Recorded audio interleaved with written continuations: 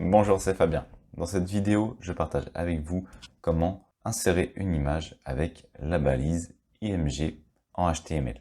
Donc dans cette vidéo, je vais utiliser WordPress, peu importe l'outil que vous utilisez, à partir du moment où vous pouvez ajouter du code HTML dans ce dernier. Donc comment insérer une image? Eh bien, on va tout simplement ajouter la balise IMG. À partir de là, on va avoir un paramètre très important. C'est celui qui va nous permettre d'aller rechercher cette image. Donc c'est src égale, entre double quotes, on ajoute l'URL de son image.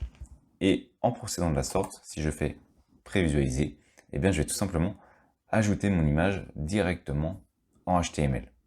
Comme on peut le voir, cette image est désormais ici. Maintenant, on peut y ajouter également quelques paramètres, notamment un paramètre très important pour le référencement. Il s'agit de la balise alt. Cette dernière concerne le texte alternatif. C'est celui qui va être utilisé si jamais, pour X raison, l'image ne pouvait pas être affichée ou si elle n'est pas encore téléchargée.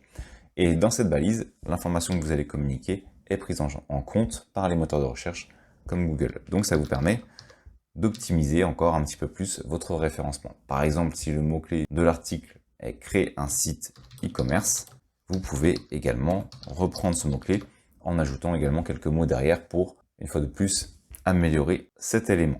Ensuite, on a également la balise title qui permet donc de donner un titre.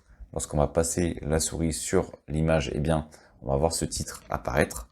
On va marquer par exemple logiciel pour créer un site e-commerce. Donc maintenant, si je fais prévisualiser, lorsque je vais passer ma souris dessus, on peut voir que j'ai mon titre qui va donc apparaître.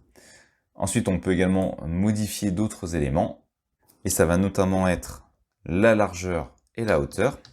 On pourrait par exemple indiquer la largeur qui serait, allez, on va dire, de 100 pixels, et une hauteur qui serait donc, je sais pas, on va dire 70. Alors encore une fois, vous pouvez indiquer que la largeur ou que la hauteur si vous le souhaitez.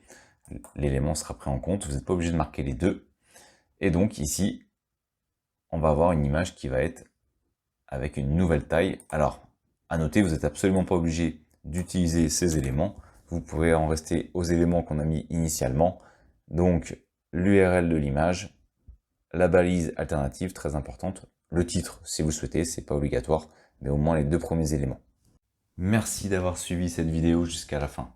Si cette dernière vous a été utile, vous pouvez la partager ou simplement ajouter un pouce bleu. Cela participe à faire découvrir cette vidéo. Vous pouvez également vous abonner à la chaîne et activer les notifications. Je publie régulièrement du contenu.